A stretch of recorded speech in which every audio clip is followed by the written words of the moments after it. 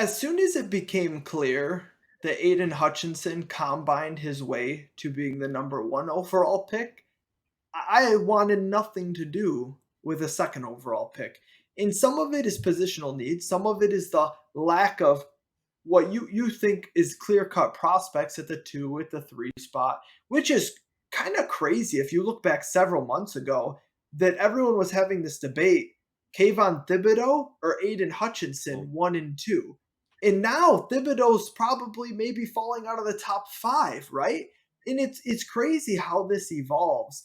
And it's why I don't pay attention to mocks really more than really before the combine, especially before the combine, but even in the immediate aftermath, because they tend to be quite reactionary.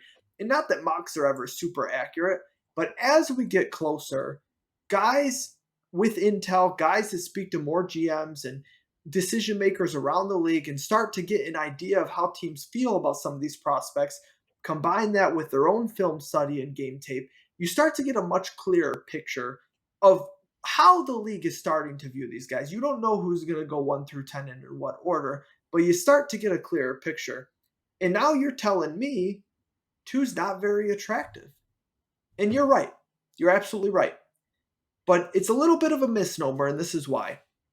No matter how weak we may perceive it to be, the fact that there's probably not a quarterback that any of these teams want to take at number two to make a really attractive trade package. I'll touch on more on that in a minute.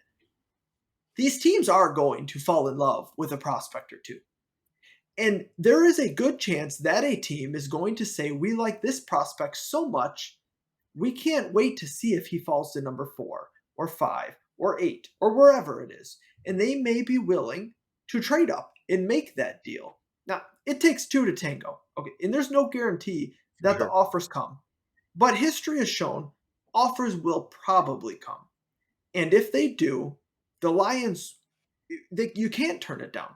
Even if it's not the haul that you expect that it could be, just getting out of that two slot, getting to a more palatable salary, even on your first round pick. If we're picking at For sure. eight versus two, and we think that the players are comparable, well, now you're saving cap space to do that, and you're getting value in return in more draft capital. To me, it's a no brainer because for the Lions specifically, who are you taking it to?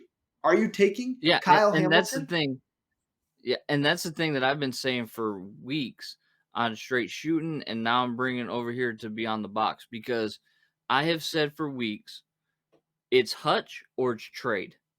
Now, whether there was a palatable trade offer at 2 was was up in the air, right? But the the the issue to me is I don't wanna draft a safety for the back end of my defense at 2 with Kyle Hamilton. He may be an all-world prospect, but I would like to rather trade out of 2 and let Kyle Hamilton be there at 5, 6, 7, 8, and draft him there if he's available. I want absolutely nothing to do with Kayvon Thibodeau. Nothing at all to do with him. I don't I think he's a lot of hype and a lot of flash because he is, his athleticism has proved to be that. But it just seemed like this season, maybe there were some injury issues, but were they really injury issues or lack of desire? Who knows, right?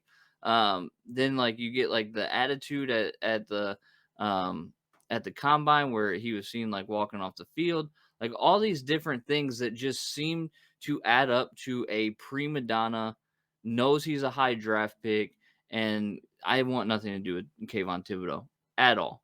So then who else? Do you take a is it Trayvon Walker out of Georgia at 2? I don't think that's a very good Way value too pick early, there. right?